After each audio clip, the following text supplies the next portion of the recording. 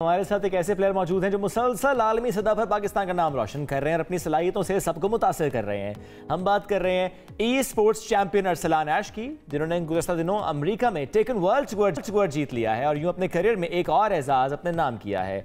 Final में जनूबी Korea के खिलाड़ी चेरी बेरी मैंगो को शिकस्त दी, जो उनके सामने बिल्कुल बेबस नजर आए। और इसके अलावा अरसलान ऐश 4 मरतबा ईवी चैंपियन बन चुके हैं और वो दुनिया के तकरीबन तमाम बड़े इवेंट्स में शिरकत कर चुके हैं। और गुज़श्ता माह मलेशिया में होने वाली टेकन 7 चैंपियनशिप भी उन्होंने जीती है और मुताबिक दीगर इवेंट्स वो जीत चुके हैं। तो इस वक्त अरसलान हमारे साथ मौजूद हैं। वैसे इन्होंने अपना नाम अनाउंस करते हैं अरसलान ऐश। तो सबसे पहले इनसे यही पूछना है कि ऐश क्या है इसमें। अरसलान बहुत शुक्रिया हमें ज्वाइन करने के लिए। अरसलान ऐश क्या है, निकनेम है आपका? ऐश मैंने अपना निकनेम दिया था। आपने शायद छोटे थे कार्टून देखे होंगे, पोकेमोन। जी शायद देख होंगे। जी तो जी बिल्कुल। के अंदर जो मेन कैरेक्टर है ना, जो हीरो है, उसका नाम था ऐश कैचम। तो वहां से मेरा नाम ऐश, मुझे पसंद था वो वाला कैरेक्टर काफी, तो मैंने कहा कि अरसलान के साथ ऐश काफी जबरदस्त। वो माइंड आपका वहीं पे होता है ना, उसी दुनिया में आप रह रहे होते हैं, फिर जबरदस्त। अच्छा Arsalan, taken world tour title जीतकर कैसा लग रहा है? कहाँ कहाँ से मुबारकबादें मिल रही हैं? सफर कैसा रहा, कितना चैलेंजिंग था? सफर काफी लंबा था यूएसए का, और फ्लाइट मेरी थी कोई 40 आवर्स प्लस की, लेओवर्स के मिलाकर। तो वो तो काफ़ी चैलेंजिंग था मेरे लिए फ़्लाइट लेना, क्योंकि मैं हमेशा अपग्रेड करवाता हूँ जब मैं यूएसए जाता हूँ, तो वो थोड़ा इजी था। काफ़ी खुश हूँ और काफ़ी लोग पूरे ओवरऑल पाकिस्तान से कंग्रेचुलेशंस कह रहे हैं, तो अच्छा लग रहा है काफ़ी। अरसलान 4 बार ईवीए चैंपियन, और अभी जिस तरह आज हम इस टाइटल की बात करें, टेकन वर्ल्ड टूर टाइटल की, तो मुझे जरा टेकन वर्ल्ड टूर का बताएं कि इसकी क्या हिस्ट्री, क्या बैकग्राउंड है और इस इवेंट के लिए कितने और मुल्कों से लोग थे, कैसे कंपटीशन होता है और इसमें किस तरह से आप जीतते हैं? आपके पूरे साल टूर्नामेंट्स होते हैं अलग अलग। जिस तरह मैं पूरा साल पूरी दुनिया के अंदर मैं ट्रैवल किया था, Cape Town, USA, Malaysia, Philippine, Japan, तो आपको पॉइंट्स इकट्ठे होते हैं इन सब से खेलने से। अच्छा। तो जब आपको पॉइंट्स इकट्ठे होते हैं, फिर आपका लीडर बोर्ड बनता है। जो टॉप 20 प्लेयर्स होते हैं वो फाइनल्स के लिए क्वालिफाई करते हैं। तो मैं नंबर 1 पे था लीडर बोर्ड के अंदर। तो ये सारा प्रोसेस होता है और फिर आपका उनका टॉप 20 के अंदर मुकाबला होता है, फिर एक विनर उसके अंदर से वो। और जिसको आपने हराया है, चेरी बेरी मैंगो, ये उनका असल नाम है या निकनेम है उनका भी? उनका असल नाम यही है, उनका मतलब कोरियन नेम है। हाँ, तो मैंने से एक्चुअली पूछा भी था एक दफा, मैं कहा तुम्हारा नाम, तुमने नाम हुआ काफी अजीब नाम है तुम्हारा। तो वो कहता है कि मुझे फल पसंद है, फलों में मुझे ये तीनों फल सबसे पसंद है, तो मैंने अपना नाम रख दिया। अच्छा, तो अपना नाम खुद रखा, इसका मतलब असल नाम कोई और होगा। जब उसको पता लगा कि उसको फल पसंद है, उसका नाम चेंज कर दिया। अम्मा पापा को चेरी बेरी मैंगो पसंद होता तो और बात थी, लेकिन नाम है जी, नाम है। चले, जबरदस्त। अच्छा अरसलान, इसके अलावा टेकन खेलने का शौक कब से हुआ और किस तरह से प्रैक्टिस करते थे कि आज चैंपियन बन गए? शौक तो बचपन से ही था मुझे। मैं छोटे होते से ही गेम खेलता था, वीडियो गेम्स खेला करता था, और लेकिन पता नहीं था कि कभी इस लेवल पर भी आ जाऊंगा। लेकिन पैशन की कोई लिमिट नहीं होती है। तो मैं शुरू से काफ़ी अच्छा था, इवन कि मैं स्टडीज़ में भी काफ़ी अच्छा था, लेकिन गेम का क्रेज़ अलग लेवल का था मेरा। बस मुझे शौक था।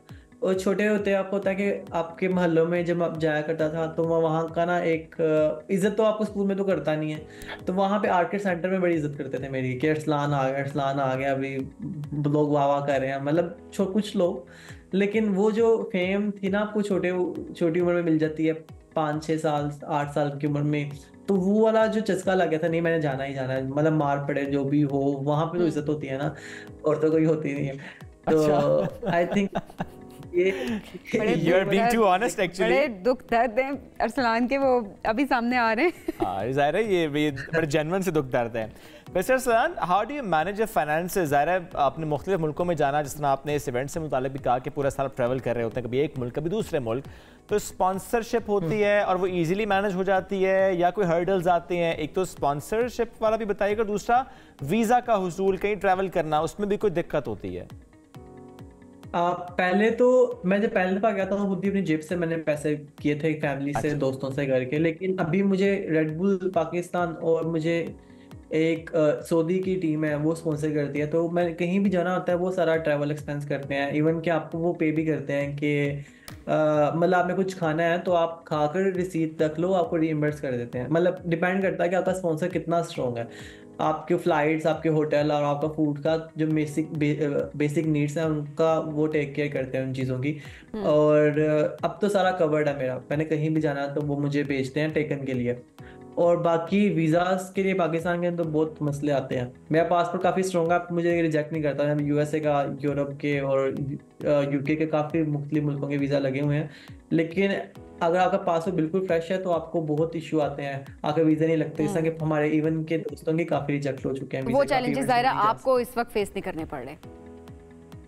हाँ, शुरू में किए मैंने फेस, लेकिन लकीली मेरा अभी तक अल्लाह का शुक्र है रिजेक्ट कोई नहीं हुआ वीज़ा। अच्छा, तो अरसलान इसके अलावा पढ़ाई में कितने अच्छे हैं और इस वक्त क्या कर रहे हैं? एजुकेशनल बैकग्राउंड भी अपना थोड़ा शेयर कीजिएगा, क्योंकि ज़ाहिर है ये तासुर एक काम होता है और माँ बाप भी ज़ाहिर मना कर रहे होते हैं कि गेम्स खेलने पे लग गए हो तो अब ये बच्चा पढ़ेगा नहीं बिल्कुल भी। हाँ, एक ऐसा बिल्कुल था मेरे साथ। और प्राइमरी में माशाल्लाह काफ़ी अच्छा था, मेरे हमेशा फर्स्ट प्लेस पोजीशन ही आती थी मेरी मैट्रिक तक। और मैट्रिक के बाद मैं गेम में थोड़ा ज़रा फोकस कर लिया था, लेकिन फिर भी टॉप 3 में मैं आता था। तो घर वालों की तरफ से कभी ये नहीं मसला हुआ कि पढ़ाई में मतलब पढ़ाई सही नहीं कर रहा। वो लकीली अल्लाह ताला का दिमाग काफ़ी अच्छा था मेरा माशाल्लाह। लेकिन चैलेंजेस तो फेस किए हैं मैंने, लेकिन ये चीज़ को बुरा समझाता था। अभी भी, अब तो चेंजेस आ रहे हैं, लेकिन तब तो बहुत बुरा समझाता था वीडियो गेम्स को और आर्ट के सेक्टर को। कहाँ तक पढ़े आप? मैंने सीए किया हुआ, इंटर सीए किया माशाल्लाह। हाँ जी, जबरदस्त। और अरसलान, इसमें एक बड़ा अच्छा पॉइंट हमने रेज किया कि इस वक्त भी एक चैलेंज होता है। ये पेरेंट्स मना कर रहे होते हैं बच्चों को, एक जहन में चीज़ आती है कि माहौल अच्छा नहीं होगा। वो चाहे फिर हम ई गेमिंग की बात करें, टेकन की बात करें, या फॉर दैट मैटर समटाइम्स हम स्नूकर या ऐसे गेम्स पे भी यही देख रहे होते हैं कि पेरेंट्स मना करते हैं कि माहौल अच्छा नहीं होगा। क्या वाकई ऐसा है? आपने ये चीज़ फेस की कि माहौल इशू होता है या सिर्फ ये दिमाग में है?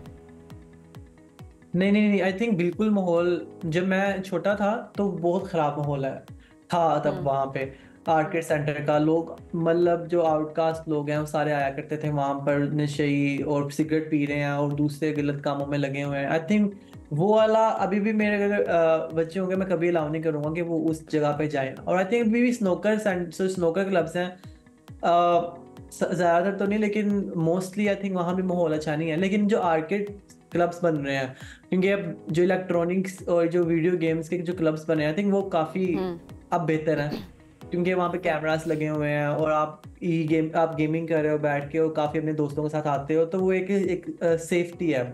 लेकिन अरसलान, इस तरह से अगर हम कुछ ऑनलाइन गेम्स की भी अगर बात करें तो जाहिर है जब आप इतना खेलना शुरू हो जाते हैं तो आप उसी दुनिया में रहना शुरू कर देते हैं। और जाहिर है उसके अंदर, इन गेम्स के अंदर जो अक्सर चैलेंजेस दिए जा रहे होते हैं कि ये टास्क है, ये आपने पूरा करना है, ऐसे वाकयात हमने पबजी में भी देखे कि वहाँ पर भी जो बच्चे थे उन्होंने कुछ क्राइम्स भी कमिट किए और किस तरह से वो इतने एडिक्टिव हो गए कि पेरेंट्स बहुत परेशान हैं अभी तक कि हम अपने बच्चों को किस तरह से वहाँ से निकालें। और कुछ गेम्स अरसलान ऐसी होती है जिसमें चैट होती है, आपके किससे क्या बात कर रहे हैं, आपका बच्चा किससे बात कर रहे हैं, उसमें यू नेवर नो, और उससे भी मसाइल जन्म लेते हैं। हाँ, आई थिंक ये एजुकेशन की कमी है हमारे अवाम के अंदर, क्योंकि गेम तो मैं बिल्कुल नहीं कहता कि बुरी चीज़ है। वीडियो, मैं तो फाइटिंग गेम्स खेलता हूँ, लेकिन मैं कभी मोबाइल गेम्स भी खेल रहा हूँ। आपको खुद ही लिमिट करना पड़ता है अपने आप को। जिस तरह के एक्सेस ऑफ वाटर भी इज अनहेल्थी, या आप स्टडी भी बहुत ज़्यादा करने लग पड़ते हो, वो भी ठीक नहीं है। तो इसी तरह से आपको लिमिट करना पड़ता है। पेरेंट्स को बिल्कुल इजाजत देनी चाहिए अपने बच्चों को गेम, इजाजत जरूर दे, लेकिन चेक भी रखना बहुत अहम होता है। अरसलान, बहुत शुक्रिया, साथ मौजूद थे, हमसे गुफ्तगू